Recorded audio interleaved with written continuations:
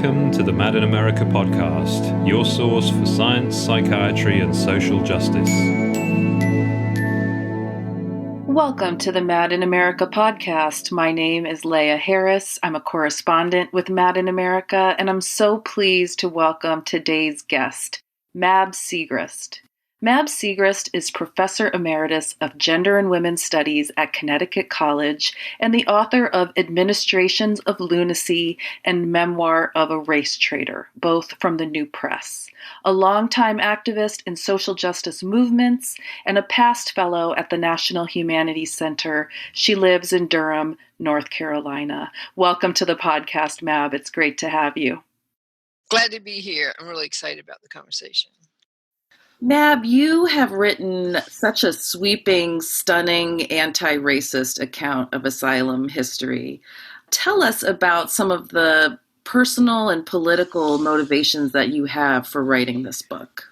I'd love to do that, but thank you very much first for thinking it's sweeping, stunning account, because it took me a long time to do. And I really was determined to have a narrative that was kind of epic and could carry along all the details that I had found in the people and their stories in a way that was a sweeping history. And people are telling me that I have done that, so I'm really happy about that, because that was a necessary thing to do. In terms of intertwined personal and political motivations, first was my continuing personal and political preoccupation with white supremacy. Having been born in Alabama in 1949 and grown up in a conservative white family, sometimes that was putting it graciously, in the midst of a civil rights revolution by Black people, and being very confused about my culture and my family as it was contradicted by the forces that I saw sometime in my front yard, on the steps of my church, in my school, that seemed to be surfacing the violence in the culture in a way that made white people have to think about it. At 13, 14, 15, I think I was really primed to try to be that observer. And it was a kind of delayed action, sorting it through, but I really have been sorting it through for the rest of my life. So that's one of the things I brought into it. And looking at racism always with its complications of misogyny, homophobia, heterosexism, the kind of sex-gender systems, capitalism, and all those forces and vectors. In what was my most notable book, Memoir of a Race Traitor, I talked about the relationship between the intimate and the historic, and said what therapists would tell us to read history, as I had tried to combine my narratives of anti-Klan work with memories of growing up as a child in Alabama and reflections on my family. So I turned there from therapists telling us to read history to the history of therapists or psychiatry, and a kind of meta discourse on these questions. I also moved away from Alabama, and I moved away from a memoir first-person narrative to tell a larger story in which I was mainly located as the voice in the analysis. So that was a huge shift for me. It was challenging, but I was very excited by having to be on that steep learning curve. So in addition to this childhood preoccupation, use of family material as a point of departure, my great-grandfather on my dad's side had died in Bryce's Hospital, which was the state hospital in Alabama. And it was a family secret until my aunt told me in the 1930s. She said it explained all of our family issues, that he had seen people about 1901. He was seeing people shooting at him from trees, and then he started to shoot back, and his family felt too threatened by that. So they sent him off to the state hospital, and he died 6 months later of a skin infection. She felt like his having been sent to the loony bin, as she said, really shaped her and my father's childhood, with a kind of shame that they had a crazy person, with quotes around that, in the family. So that I was very fascinated by that too. Then Southern literature had always been my refuge and source of information when I was in college, to try to understand the South more. And the asylum was in Carson McCullers. It was in Flannery O'Connor, who wrote from Milledgeville. Most of her more contentious and some would say grotesque Southern characters and stories, which I came to see had just marched straight out of the asylum into her pages. So those Southern writers got to the politics of the asylum. Many of them were queer before social scientists did, before historians did, before Foucault did, and so forth. So these Southern writers really queued me up for that. McCullers, for instance, in Member of the Wedding, in which her little gender-bending white child, 13-year-old, was threatened to be dragged off to Milledgeville if she didn't be careful. Or in Tennessee Williams at the end of Suddenly Last Summer, Tennessee Williams at the end of Streetcar Named Desire, where Blanche says, I've always relied on the kindness of strangers as she's taken off to Mississippi State Hospital, and so forth. So when I started looking into Georgia State Hospital, partly inspired by McCullers and curious to see what was going on then, with a few Google searches over an hour, I found out it had been the largest state hospital in the world in the 1940s and 50s when McCullers was writing about it, had the largest graveyard of disabled people, and was considered, as I read into psychiatric history, American asylum psychiatry writ large. And just a devastating, fascinating story. I feel, oh my gosh, this is really a heck of a story. And so I went and started looking at the archives, and I spent the next 10 years doing that. It was really fascinating to me. And as I looked around, there was only one other history of a Southern asylum, which asked the question of race, Peter McCandless in 1995, but really didn't delve into it. So I decided rather than write on McCullers an article, I really wanted to write that history. So that drew me into it, and it kept me there for much longer than I had intended, partly because of the complexity of understanding the material, gathering material, and then writing it. How does an explicit focus on white supremacy, as you say, sort of looking at this through the lens of race and racism, vis-a-vis psychiatry, challenge some of these existing asylum histories that, as you say in the book, have been primarily narrated by white men?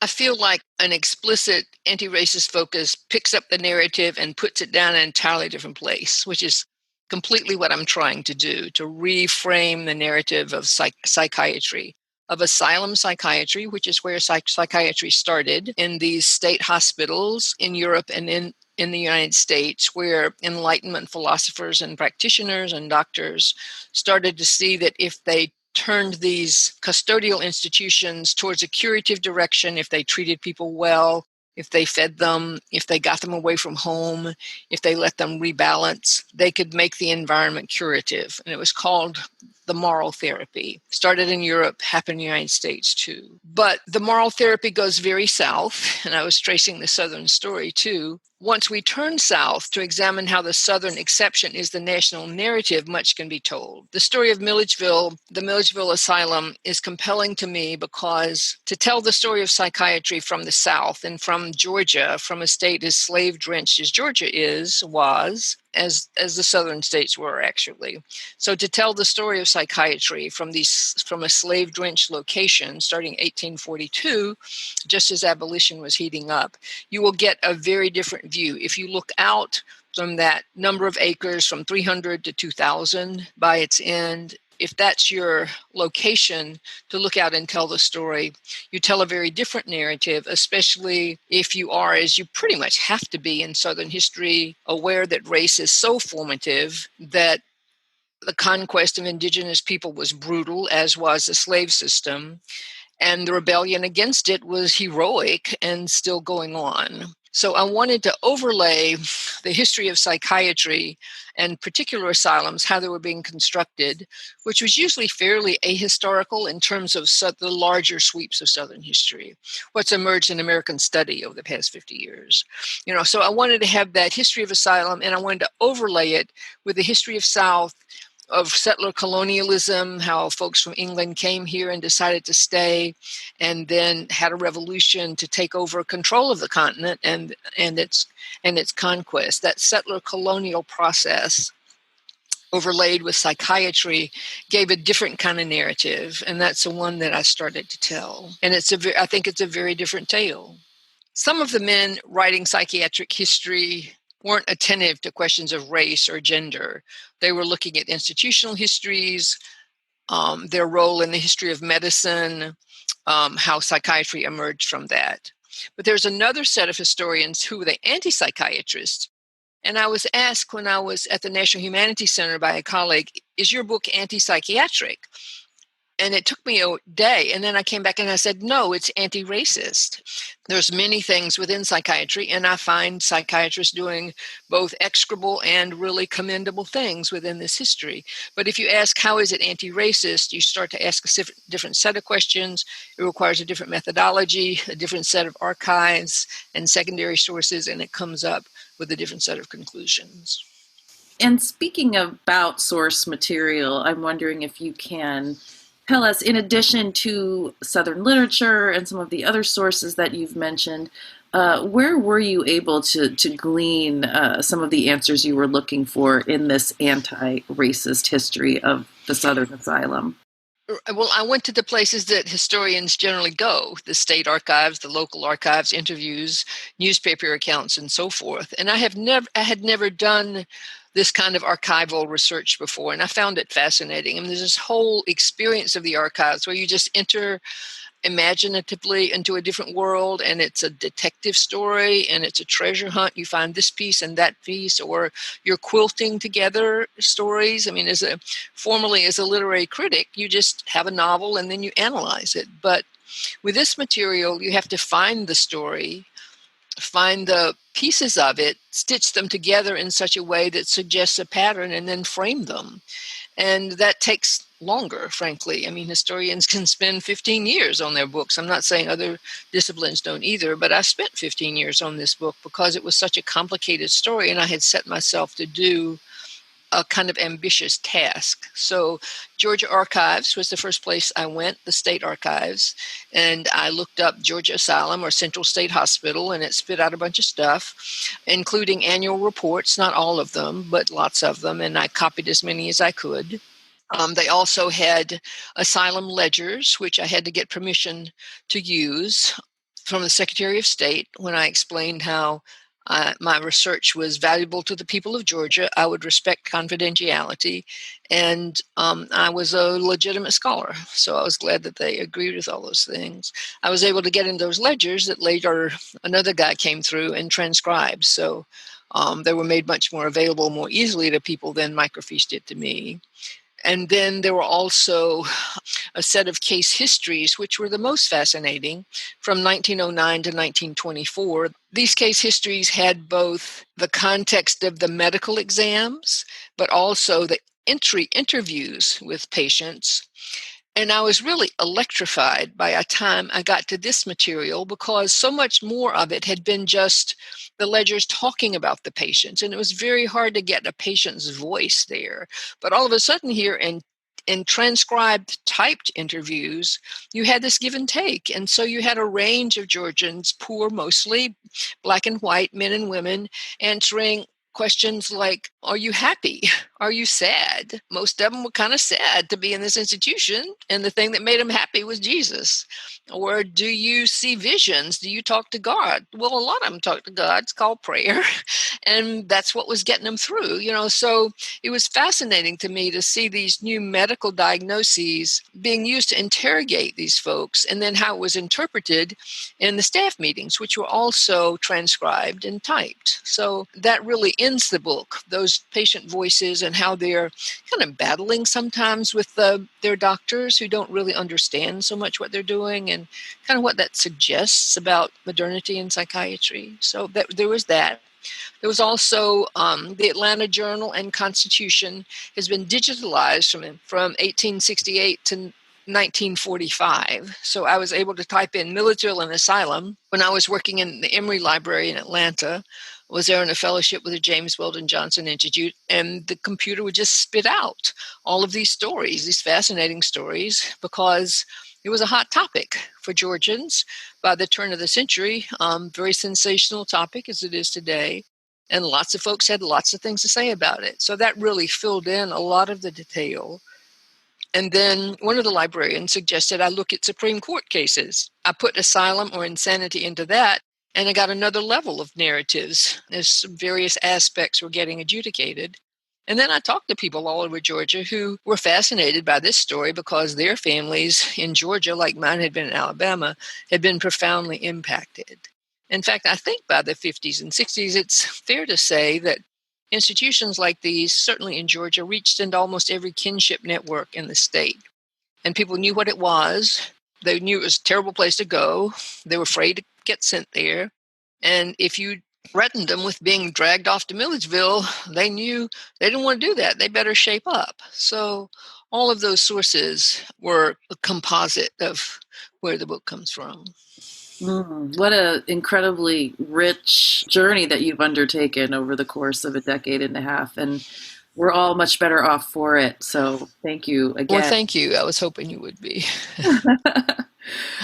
So just to start to kind of go through the history, obviously you're covering a tremendous amount of ground in this book, but I wonder if we can start somewhat even maybe arbitrarily with the traumatic impact of the Civil War.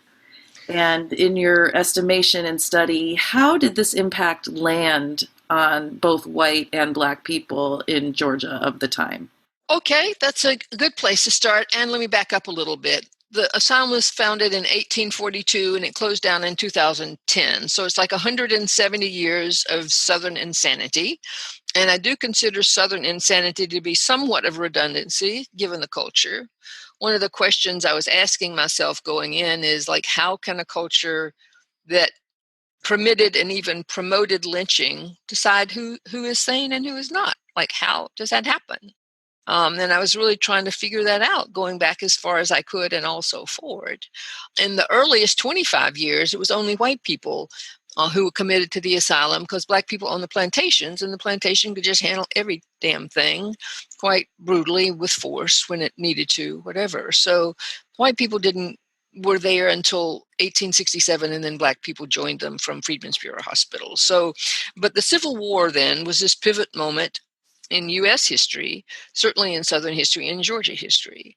A lot of the Civil War has been told for a century at least from the generals and the battles, this very military history obsessed version of it. I certainly grew up with that.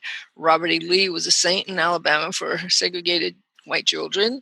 Jeb Stuart, all these guys, we knew their names, we knew what they did, we knew what their horses' names were. As a matter of fact, Robert E. Lee's horse was named Traveler. You may not know that, but we did. But only recently has history turned to what happened to actually the soldiers.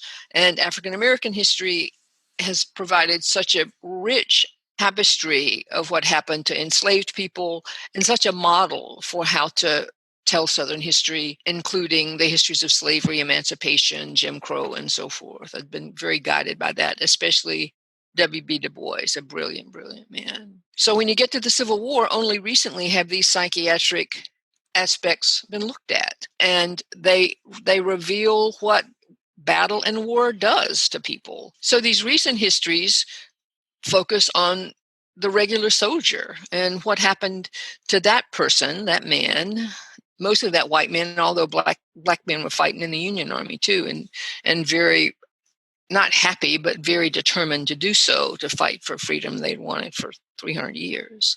And of course, slavery had always been traumatic, but the Civil War added both an extra layer of hardship for African Americans, but also gave this huge promise of freedom, especially as Northern troops took over more and more Southern territory, and the Black people knew it was coming.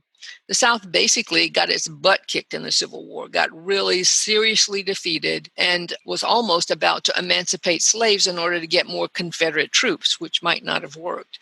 And then Appomattox and the war was ended. But African Americans knew as the war ground to what was going to be an obvious end, that they could soon fight for their freedom openly, and they would do that. So that's a complicated story, I think, for Black people.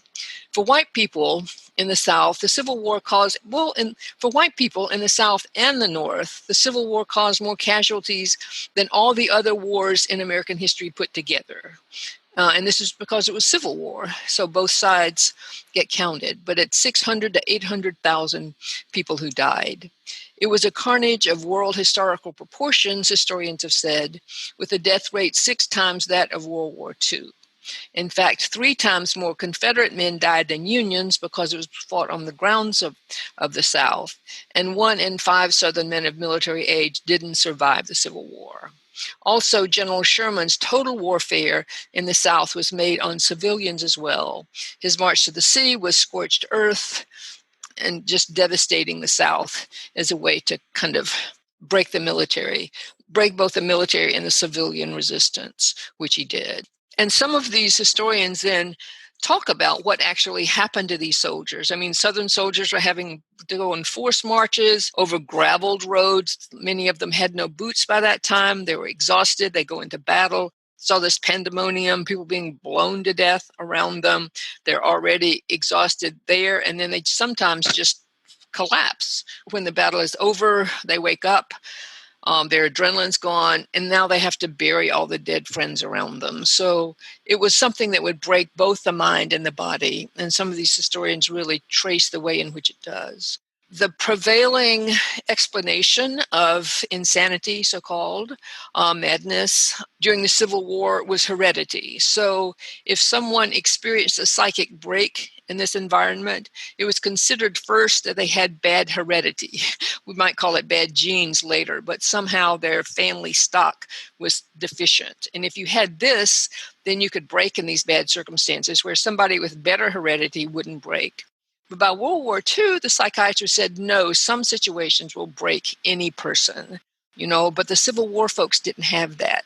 So if they broke down, they could be considered a coward, they could be sent to the front of the lines and so forth. I was fascinated with the Civil War because it was a chance to look at trauma and psychic health in the midst of one of the things that would be the most intense trauma you could get, which would be in a battlefield like that.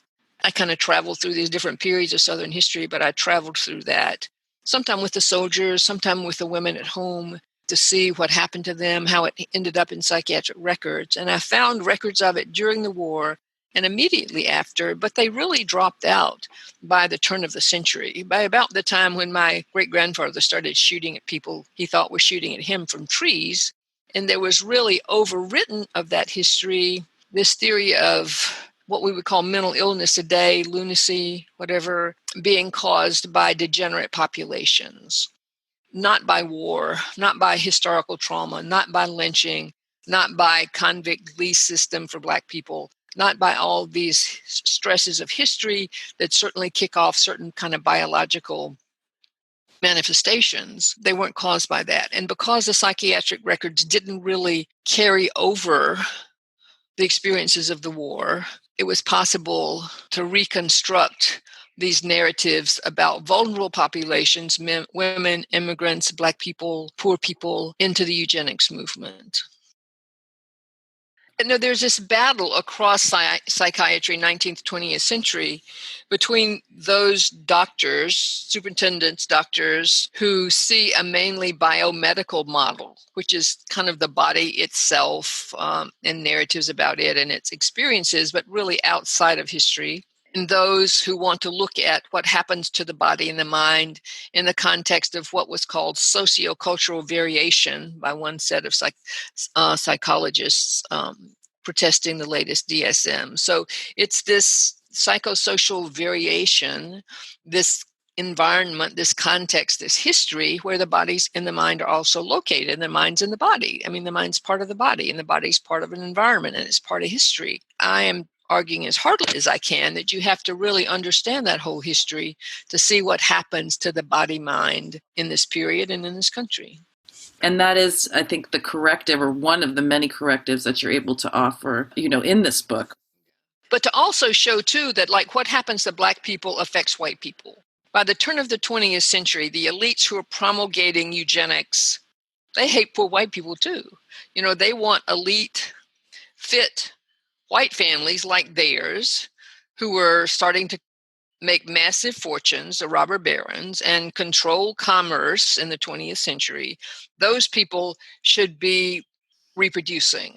And all these other folks are just kind of problems and failures. And so what do we do with them if they're inherently defective, if they're inherently degenerative as a people, not because all these different things have happened to them and they've been on the downside of this history, these other people have been on the upside of, then what are you going to do with them? Well, we need to figure out how they don't reproduce again. How do we stop their reproduction? And sterilization, surgical sterilization became the solution to that in the 1930s. How did Kreplinian thought, this racial hygiene, eugenics movement, how did it influence and impact how asylum care was practiced in Georgia, looking at this period of the late 19th century into the 20th century? One of the most fascinating aspects of this to me is how the categories shaped by a man named Emil Kraepelin in Germany, who was a doctor working in the German system of clinics and research universities, framed mental illness as a set of diagnostic categories. Many folks that he was in conversation with in Germany, other professionals, were doing similar things, but his set of categories, which really elevated what he called schizophrenia, dementia praecox, and manic depression as the two major psychoses, what we call today, became codified in textbooks that he wrote and rewrote, and then came over to this country. And they emerged at a period where this moral therapy that the asylum had been imagined to bring about was breaking down in face of overpopulation. The moral therapy would have been great with 300 or 400 people, so its practitioners thought. But by the turn of the century, you have 3,000. I mean, you have many, many more people being sent to these public institutions by folks at home or their counties, whatever the administrative unit was, that could ever be handled in any kind of moral therapy way. So the main thing that Kraepelin did was to categorize and classify what he saw as these symptoms into illnesses that had certain trajectories and then write them up. So manic depression, schizophrenia came to the fore. One issue, though, was that in the 19th century, at the end of the 19th century, they moved into a period of therapeutic pessimism because there was really no cure that they had found. So the main thing they could do was categorize and institutionalize. So Kraepelin's categories came out of that as well. So when they come to Georgia, you have had before 1910 in the annual reports, cause of insanity was the question. It would be fell off a horse, had a fever. Women had various menstrual difficulties, ate a peach kernel, one idiosyncratic one, lost a job, wife or husband died. Those kind of compilations of something that might have happened medically, something that was in the environment or whatever. My favorite one in 1908 was drank too much Coca-Cola. Which I have had to be careful about myself, So you have this shift from such a set of categories to is it manic depressive, is it schizophrenic? And you have these doctors in these case histories trying to struggle between the two and half the time not deciding. Well, maybe it's this, maybe it's the other. And they really didn't have to decide in those case histories where that actually contained the summary of their decisions, the verbatim conversations that they had. They didn't have to decide because there was no treatment anyway. So people would be in there for their lifetime sometimes. Sometimes they'd be sent back home, but a lot of people were there for the lifetime with no treatment and with a diagnostic system that mainly just justified the reason they were committed. So to trace that shift into a more scientific nomenclature at a time where the asylum was very much turning increasingly into not only just a custodial, but a very punitive institution that was starting to terrify everybody in the state of Georgia or across these states. Nobody wanted to have to be sent there because it had very bad reputations. And so to follow those ideas through the various diagnostic and statistical manuals up until DSM-5 was part of that process. How did those Kraepelian diagnoses relate to what we understand today, mostly through the American Psychiatric Association's diagnostic and statistical manuals? First one in 1952, the fifth edition in 2013. The early DSMs, the first two, were heavily influenced by psychoanalysis, which is what Freudian doctors brought to the United States had experimented with in Europe and really was dominant in American psychiatry for a couple of decades. But by the 1970s, DSM-3, there was a turn back to biological psychiatry, to how the brain was constituted, how it worked, how various diseases and symptoms might occur from various kind of brain functions that were happening in the body. But if that was mainly this biomedical model that wasn't embedded in history and sociocultural variation, then it could have the same dangers and damages as it had in the 19th century. So some of that was struggled out, as I understand it and have seen in the psychiatric records in the profession into the 21st century. This tension between the biomedical model outside of history or sociocultural variation and the model that takes into account community, environment, history in terms of like a person's mental and psychic states, this tension played through 2 centuries, and it played through the DSMs too. I came into a realization of that discussion when a colleague in psychiatry gave to me what was called an open letter to DSM-5. It was around 2013 when it was going to come out. And it's from humanistic psychologists across all of these professions who were really protesting DSM-5, as many people did, including the editor of DSM-4, because of these issues. There was a lower threshold of diagnoses that created false epidemics that targeted vulnerable populations. There was too much reliance just on biomedical model and not on sociocultural variation. There was a return to deviance. There were all of these things that had marked the worst in psychiatry and been battled within psychiatry for more community-based, more historically nuanced, all of these forces there. And in fact, what the letter to DSM-5 called for is a rethinking of psychiatry and human suffering, basically from the ground up. And I was very encouraged to see such a broad call for rethinking, because it really was tracking onto what I was finding in these archives too. And I felt like, well, if there are professionals in the field who seem the humanistic ones, which I think is a good thing, to be human, to be humanistic, to be pro-human, if these folks are lining up this way, then if you want to rethink psychiatry from the ground up, then here's some ground to think of it from.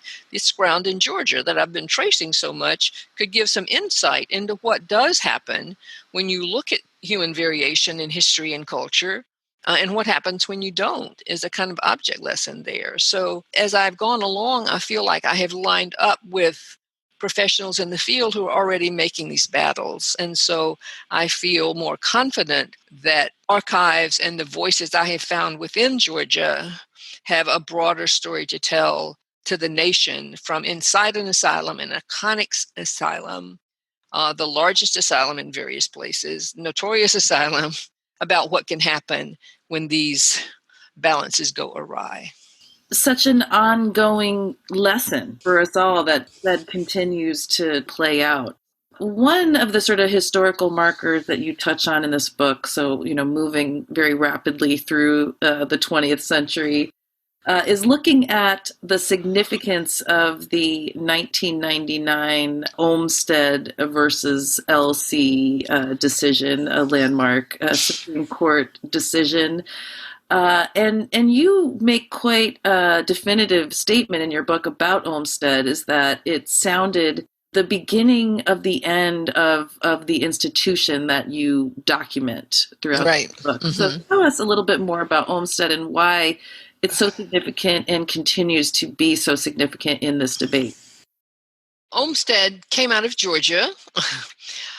It came out of Atlanta Legal Aid and the very brave and valiant advocacy for themselves by Lois Curtis and Elaine Wilson, 2 Georgia women who had spent their lives in and out of Georgia's psychiatric facilities and maybe sometime their jails. And Lois called Atlanta Legal Aid for help. And the lawyers there, led by Sue Jameson, applied the new Americans with Disabilities Act to the situation that was rampant across Georgia state psychiatric facilities at that point, to say that it was against patients' rights to be involuntarily committed and held against their will, that the segregation and congregation of disabled people, both cognitively disabled people and people believed to be mentally ill, to take them out of the communities was a violation of their rights, and that they deserved treatment as near to home, if not in their homes, as they could, as was feasible by the budget, which is always a big question. But it was the victory of a set of abolitionists who had been working to abolish the asylum in its worst kind of manifestations for 50 or more years. So Olmstead was really a high watermark of rights for disabled people, rights for mentally ill people, or those people diagnosed and treated as if they were, rights for cognitively disabled people. You can't just put us away in an institution far from home where things can be done to us for better and worse and nobody be accountable for it. We get to go home, we get to be close to home. You can't just shut us away anymore. Given what you know about Milledgeville and the history of asylum care in general, what do you see as the uses and the abuses of this historical fact, right, of trans institutionalization, jails and prisons taking the place of mental institutions?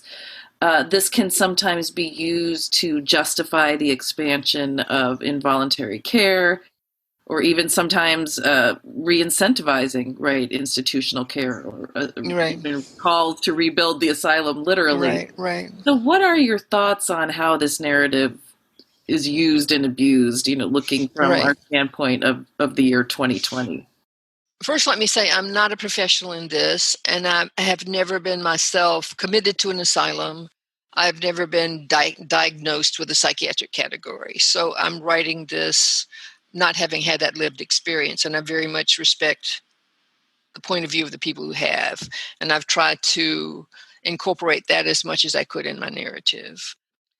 One of the useful kind of paradigms for three phases of psychiatric history that had to do with asylums and not was, the first is institutionalization, which was the founding of the asylums, very often state asylums. You get a very different treatment in private asylums that are more expensive for more wealthy people, but it was institutionalization.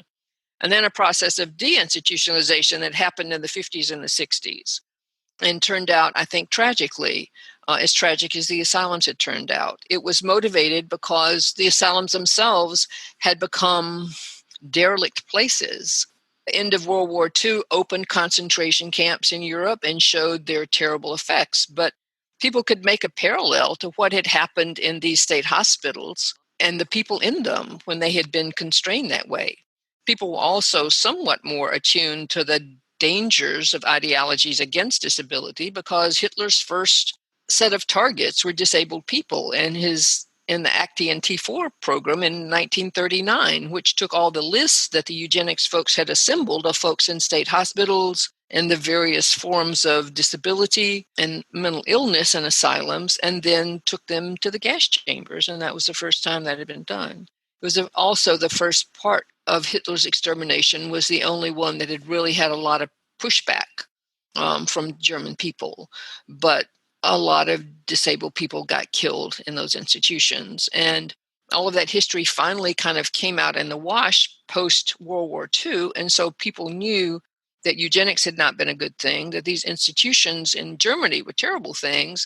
And there were certain kind of reverberations about how we treated, number one, both Black people in the South, if we're claiming to be a democracy, but also the mentally ill. If we look at the history across these institutions, they are really what one journalist called the shame of the states.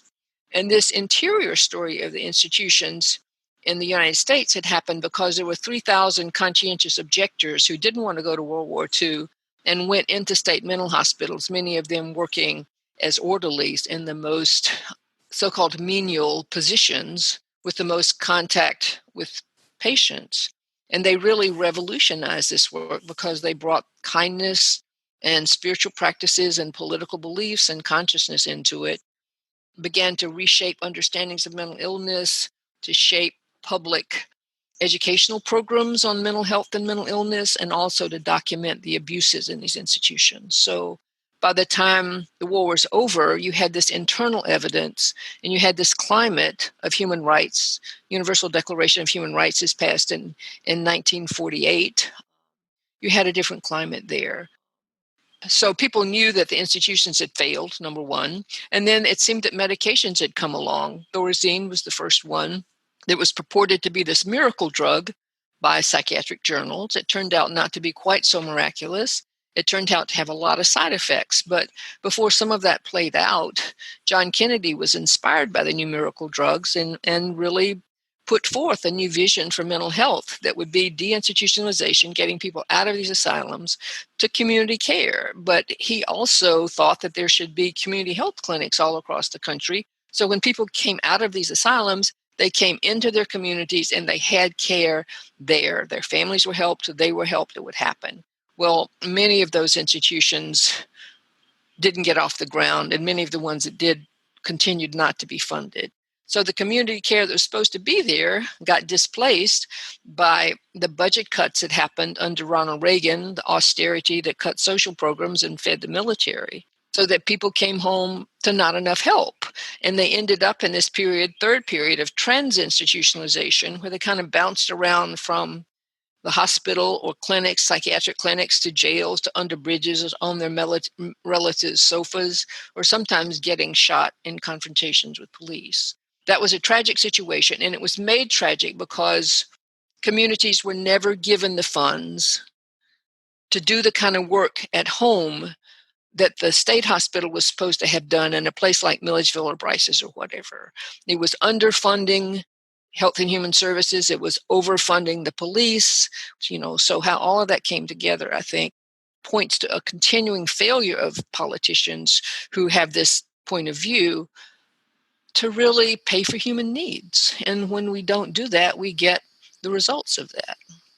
I think that the call to return to the asylum is a huge red flag that this is a resurgence of the most regressive forces in 200, if not 400 years of United States history. Certainly 200 years of psychiatric U.S. history, and slaves first came 400 years ago. It is the most regressive set of policies.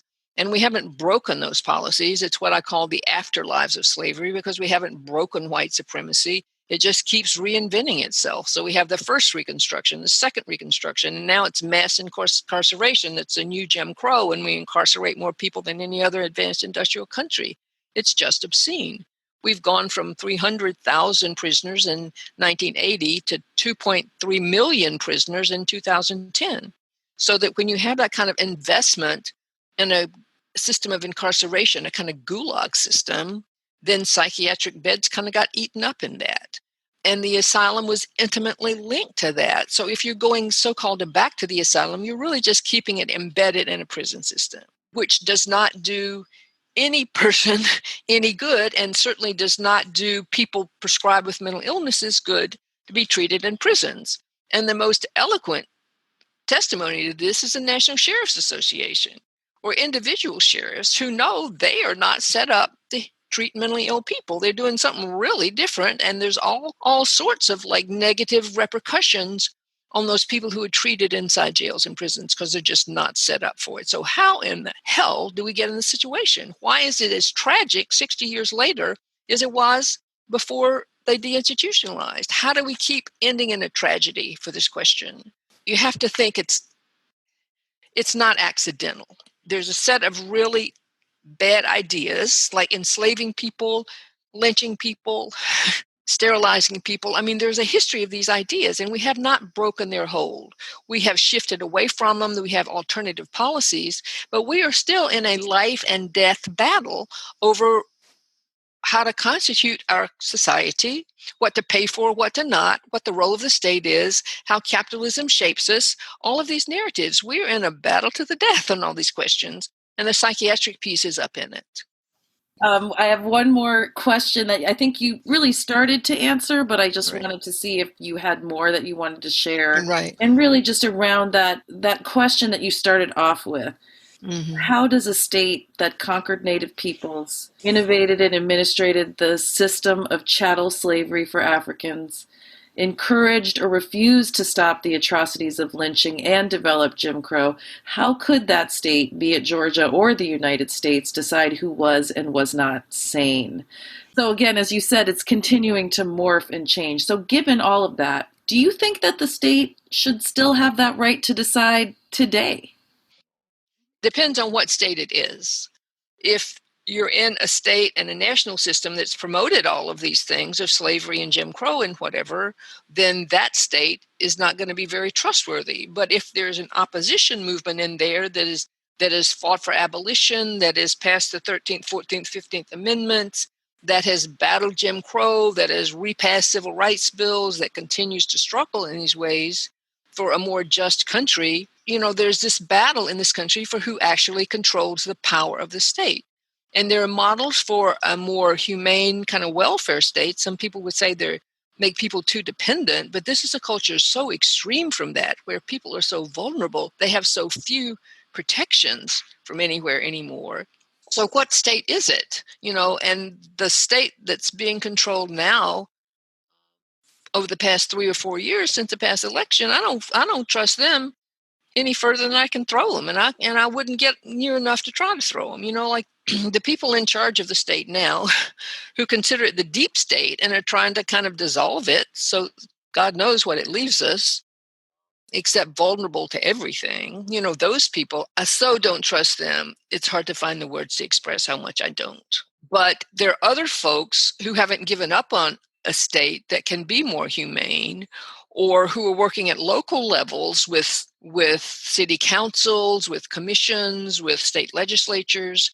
And there's a huge division in the country between kind of red and blue, you might say. I don't think it's exactly like that, but we're still fighting all this stuff out.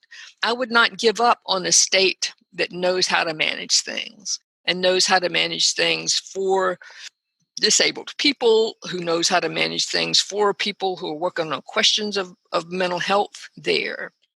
Mab, unfortunately, having only scratched the surface of what is contained in your incredible book, we will have to leave it here. But I do encourage the listeners to check out this incredible history that you have written for themselves.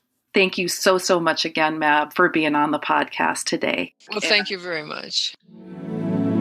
Thank you for listening to the Mad in America podcast. Visit madinamerica.com for more news, views, and updates.